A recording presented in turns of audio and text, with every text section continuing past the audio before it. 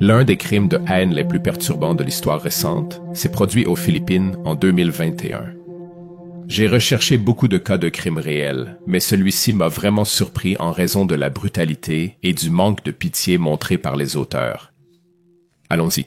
Le 20 mai 2021 à 2 heures, un vacher local, un certain Ray de la Cruz âgé de 39 ans, s'occupait de ses vaches qui paissaient dans la région quand il a remarqué une odeur nauséabonde. La curiosité et l'inquiétude l'ont poussé à enquêter sur la source de cette puanteur. Il a été immédiatement horrifié de découvrir un corps humain sévèrement battu et mutilé. Le visage était méconnaissable. Effrayé, Ray s'est précipité à la police sans s'attarder davantage pour signaler sa macabre découverte. En moins de 30 minutes, plusieurs policiers et officiers étaient sur les lieux, bouclant la zone. Une affaire a été déposée au Bureau d'investigation et de détection criminelle du district de Quezon City. Toute personne arrivant sur les lieux était immédiatement choquée par ce qu'elle voyait. C'était un corps nu, en décomposition. Les plaies ouvertes étaient infestées de vers et il y avait des excréments autour du corps. Le visage et la tête étaient recouverts de branches. Il est clair que la victime a connu une fin violente.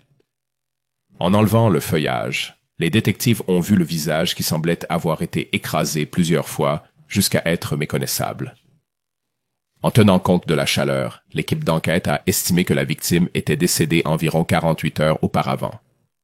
Outre les blessures à la tête, il y avait également des blessures dans la zone pelvienne inférieure du corps, avec un bâton de bois dépassant des organes génitaux de la victime. Le seul indice sur l'identité de la victime était les tatouages sur chaque bras, sur l'un avec un diamant et un autre qui disait « Yisheng ». Aucun effet personnel tel qu'un portefeuille, un téléphone portable ou une pièce d'identité n'a été trouvé aux alentours pour aider à identifier la victime, à l'exception de vêtements ensanglantés et souillés.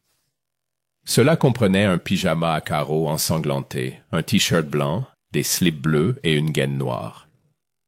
On a supposé qu'au moins certains de ces articles appartenaient à la victime. La police se demandait s'il s'agissait d'un vol qui a mal tourné ou d'un crime passionnel, étant donné la brutalité évidente infligée à la victime. Leur priorité était d'identifier la victime. L'indice principal semblait être les tatouages sur les bras de la victime. En quelques minutes, des résidents curieux et des passants ont commencé à se rassembler autour de la scène, prenant des photos, parlant fort et postant sans aucun doute sur les réseaux sociaux. Un homme à l'air nerveux parmi la foule s'est soudainement approché de l'un des officiers et s'est identifié comme Dugong. À la surprise générale, il a prétendu savoir qui était la victime méconnaissable. Dugong a dit « c'est Noribitria, alias Sibing Mayer ». Initialement suspicieux d'une telle affirmation audacieuse, l'officier a néanmoins décidé de le prendre au sérieux, car Yibing Mayer avait été signalé disparu depuis les 3 derniers jours. Yibing Mayer est un homme transgenre de 21 ans, né femme et s'identifiant comme un homme, un créateur de contenu avec 70 000 abonnés. Il est très actif sur TikTok, postant souvent et gagnant un public fidèle. Yibing est également un fier membre de la communauté lesbienne, gay, bisexuel, transgenre, queer bien-aimé et ayant beaucoup d'amis. Selon sa mère, Cheritria, il est travailleur et envoie toujours de l'argent à sa famille. Il a quitté ses études pour aider à travailler et soutenir sa famille, occupant de nombreux emplois tels que travailler dans un restaurant en tant que plongeur et serveur. Yibing Mayer vivait à Pampanga avec sa petite amie, mais ils ont eu une dispute. Peut-être pour se calmer pendant quelques jours, il est retourné à Quezon City le 14 mai 2021. Le 17 mai 2021, Yibing Mayer a dit à sa famille qu'il allait passer une soirée à boire avec son ami d'enfance proche, Xander Gall de la Cruz. Une autre amie, Crystal, les rejoindrait également. Peut-être qu'Yibing voulait discuter de sa situation amoureuse actuelle avec ses amis et se défouler un peu. Le 18 mai vers midi, Cherry n'avait toujours pas eu de nouvelles de son fils. Elle a commencé à demander si quelqu'un avait des nouvelles de Yibing, mais personne n'en avait. Plus important encore, Yibing n'avait rien posté depuis les premières heures du 18 mai 2021. Surtout sur Facebook. La famille de Yibing s'inquiétait. Le 19 mai 2021, La famille a impliqué la police et la recherche de Yibeng Meyer a commencé, mais rien n'en est ressorti. Fin mai. Bientôt, des nouvelles de la découverte d'un corps de femme non identifié avec des tatouages sont parvenues à la famille de Yibing. La rumeur veut que la sœur de Yibing ait découvert un post sur Facebook. C'était la nouvelle que la famille redoutait d'entendre depuis des jours. Le partenaire de vie de la sœur de Yibing a décidé d'aller jeter un coup d'œil plus près pour voir si cette personne était Yibing Meyer. Quand Jeremy est arrivé sur les lieux, il a été choqué par l'état du corps. Il a trouvé impossible de l'identifier, mais ensuite il a remarqué les 2 tatouages distinctifs sur les bras et a réalisé « Oh mon Dieu, c'est Yibing Meyer ». Jeremy a immédiatement prévenu la police, puis il a appelé la famille pour leur annoncer la pire nouvelle de leur vie. Toute la famille s'était dévastée et Cherry était inconsolable. Comment une innocente soirée avec un ami d'enfance a-t-elle pu conduire à un événement aussi terrible? Qui ferait une telle chose à Yibing Meyer?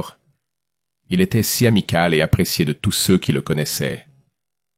De retour à la station, vers 7h30 ce jour-là, Dugong a été invité par la police à venir faire une déclaration. Il a été identifié comme une personne d'intérêt car il a pu identifier Yibing Meyer avant que Jeremy n'arrive sur les lieux. Il voulait connaître son lien avec Yibing Meyer. À son arrivée, il a accepté d'aider à l'enquête policière. La police avait un soupçon qu'il en savait beaucoup plus qu'il ne le laissait paraître et instinctivement, elle sentait que quelque chose n'allait pas chez lui. Ses déclarations étaient incohérentes et son langage corporel était extrêmement nerveux. Il évitait le contact visuel et jouait avec ses doigts, comme s'il cachait quelque chose ou se sentait mal à l'aise. Après quelques heures, le père de Yibing Meyer est arrivé à la gare. Il a reconnu Dugong tout de suite. C'était nul autre que Xander de la Cruz, l'ami d'enfance que Yibing avait mentionné qu'il allait boire un verre avec. Confronté par le père, Dugong a craqué et a avoué être impliqué dans le meurtre de Yibing Meyer et s'est promis de révéler ce qui s'était vraiment passé au petit matin du 18 mai 2021. Peut-être que c'était la culpabilité ou la peur qu'il ne pouvait plus contrôler, mais il a commencé une confession complète par la suite. Reconstruisons la nuit du 17 mai ou le petit matin du 18 mai, quand une soirée amusante à boire s'est transformée en une complète cauchemar. 3 amis, Yibing Meyer, Dugong et une amie, Crystal, étaient ensemble à boire vers minuit. Crystal a décidé qu'il était temps pour elle de rentrer chez elle, alors Yibing Meyer et Dugong l'ont déposée avant 2 heures du matin. Crystal, contactée plus tard par la police, a corroboré ce récit, mentionnant qu'il l'avait bien déposée chez elle.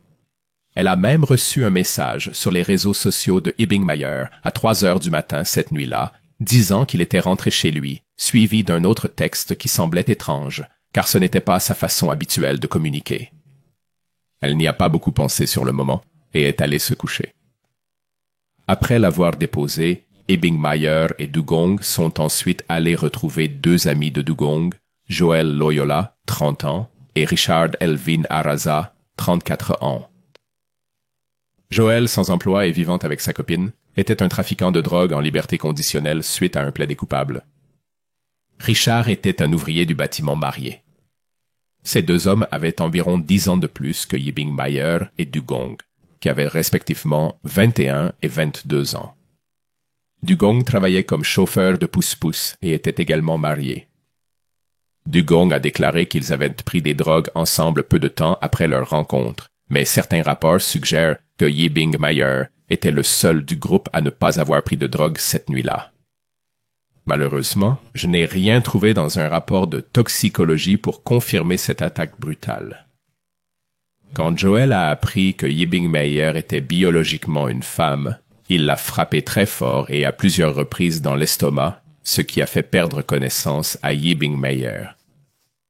Dugong a essayé d'intervenir, mais Joel a sorti un pistolet de calibre 22 dissimulé et a menacé de lui tirer dessus s'il osait interférer ou faire du bruit. Par peur pour sa propre vie, Dugong a avoué avoir obéi aux ordres de Joel pour transporter le corps inconscient de Yibing dans une zone isolée près de la ville de Bakal. Là, La brutalité de l'assaut s'est vraiment dévoilée. Joel a continué à agresser Ebing en tant que Meyer même, alors qu'il reprenait lentement conscience.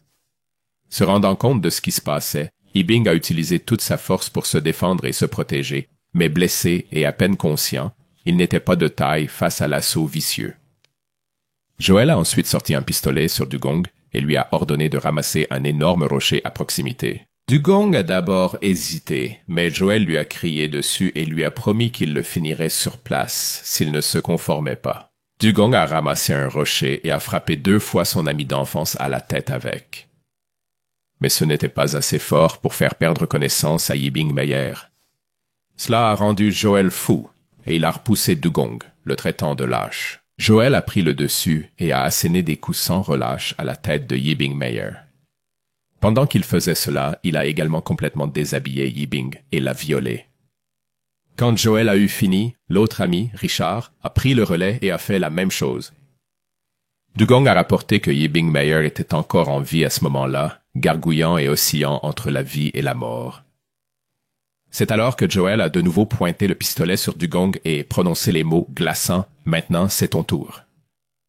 Craignant pour sa vie et paralysé par le choc, Dugong a ensuite commencé à agresser en pleurant le corps presque sans vie de son ami d'enfance. Cependant, le pire restait à venir. Joel a ensuite ramassé une branche d'arbre par terre et l'a enfoncée dans les parties génitales de Yibing. La médecine légale déterminerait plus tard que cette branche avait percé et dépassait de 10 cm ou 4 pouces. Le fait qu'elle ait percé est un témoignage de la brutalité et de la douleur que Yibing Meyer a subi dans ces derniers instants. L'ensemble de l'agression s'est produit entre 2 heures du matin à 4 heures du matin. Une fois que Yibing était mort, les hommes ont paniqué et ont décidé de cacher le corps.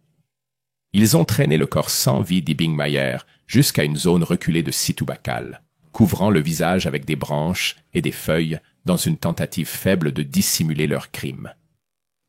Ils sont partis, espérant que le corps ne serait jamais découvert. Cependant, la culpabilité et la peur d'être attrapé pesaient sur Dugong. Lorsque le corps a été découvert, il n'a pas pu contenir son anxiété et a finalement avoué à la police, impliquant Joel et Richard dans le crime odieux. Le rapport médico-légal a révélé que la cause du décès d'Yibing Meyer était due à des blessures par contusion à la tête et un traumatisme pénétrant au niveau de la vulve et du périnée. Une façon horrible de partir. Pourquoi? C'est totalement incompréhensible comment tant de haine peut être dirigée contre une personne innocente qui n'a rien fait pour nuire à quiconque, sauf être différente. D'après mes études, la psychologie des hommes qui assassinent des individus transgenres par des actes horribles d'agression sexuelle et de mutilation peut être attribuée à plusieurs facteurs et à l'homophobie, des préjugés profondément ancrés pour voir le mode de vie transgenre comme maléfique et déviant, conduisant à la croyance que de tels individus doivent être arrêtés. Ces auteurs luttent souvent avec leurs propres insécurités et confusions sexuelles, regardant ceux qui assument leur identité avec dédain, croyant que les hommes devraient se comporter d'une certaine manière lorsqu'ils sont confrontés à des déviances perçues, ce qui entraîne souvent des interprétations violentes et déviantes de la masculinité. Un désir de dominer et de déshumaniser la victime, sachant qu'ils sont susceptibles d'être biologiquement plus faibles ou en infériorité numérique, conduisant à des actes d'humiliation extrêmes. Les troubles mentaux tels que la psychopathie ou la sociopathie peuvent exacerber les tendances violentes, surtout lorsqu'ils sont combinés avec des substances déséquilibrantes chimiquement. Quelle que soit la raison, c'est méprisable. L'ensemble du mobile semble être basé sur la haine contre une personne décrite par ses amis et sa famille comme une âme calme et aimante après coup. La police pense que le message que Crystal a reçu à 3 heures du matin n'a pas été envoyé par Yibing Meyer, mais par les auteurs qui l'ont volé lors de leur acte déplorable. Après l'aveu de Dugong, la police a immédiatement exécuté un mandat de perquisition pour Joel et Richard. Ils ont appris que les 2 hommes avaient déjà été arrêtés pour des affaires de drogue, mais avaient obtenu un accord de plaidoyer pour être libérés à condition qu'ils ne prennent plus de drogue. Il est clair qu'ils ont complètement violé cet accord de plaidoyer et sont allés beaucoup plus loin. Selon les aveux précédents de Dugong, il a dit que son ami est devenu fou sous l'influence de la drogue. Cependant, c'est une excuse pathétique pour leur manque de responsabilité. Si quoi que ce soit, les drogues ont exacerbé leurs préjugés haineux et leurs comportements violents qu'ils avaient réussi à contenir jusqu'à cette nuit-là. Il faut noter que les Philippines avaient un ancien président, Duerte, qui avait fait de sa mission d'éradiquer les drogues par une approche sévère pour lutter contre la criminalité. Cependant, depuis qu'il a terminé son mandat, les gens prétendent que la situation de la drogue aux Philippines est devenue encore pire qu'avant son entrée en fonction. De plus, les Philippines suivent une défense que les suspects pourraient essayer, la défense de la panique trans, où les crimes peuvent être plus tolérés en raison de la réaction de panique découlant de la transphobie. Cet incident a ravivé des souvenirs douloureux d'un autre cas choquant. Jennifer Lode, une femme transgenre de 26 ans, a été assassinée en 2014 par les États-Unis. Maureen Joseph Pemberton. Pemberton a étranglé Lode et l'a noyée dans les toilettes d'un motel à Olongompo lorsqu'il a découvert qu'elle avait des organes génitaux masculins alors qu'ils étaient sur le point d'avoir des rapports sexuels. Mais sa défense a invoqué la panique transgenre pendant le procès et bien qu'il ait été reconnu coupable de meurtre en 2015, il a reçu une peine réduite de 6 à 12 ans à cause de cette défense. Le public a été outré par le procès à huis clos et encore plus dégoûté lorsque Pemberton a reçu une grâce totale en septembre 2020 et a été extradé vers les États-Unis pour faire face à une cour martiale. Cette grâce a eu lieu moins d'un an avant la mort choquante d'Abengmeyer. Le pays peine à adopter une législation qui imposerait des peines plus sévères pour les violences commises contre les personnes transgenres. Alors, qu'est-il arrivé aux suspects? Les suspects sont maintenant des criminels certifiés, car ils ont tous été reconnus coupables sans aucun doute raisonnable du crime de viol avec homicide. Ils ont été condamnés à payer 331 000 pesos philippins, soit environ 5 700 $ des États-Unis, et à une peine de 10 ans et demi à 21 ans et demi de prison. Une peine que beaucoup jugeraient insuffisante pour le crime odieux commis. Si vous êtes arrivé jusqu'ici, merci. N'hésitez pas à liker cette vidéo et à vous abonner à Crimes Anatomy, True Crime Cases, si ce n'est pas encore fait.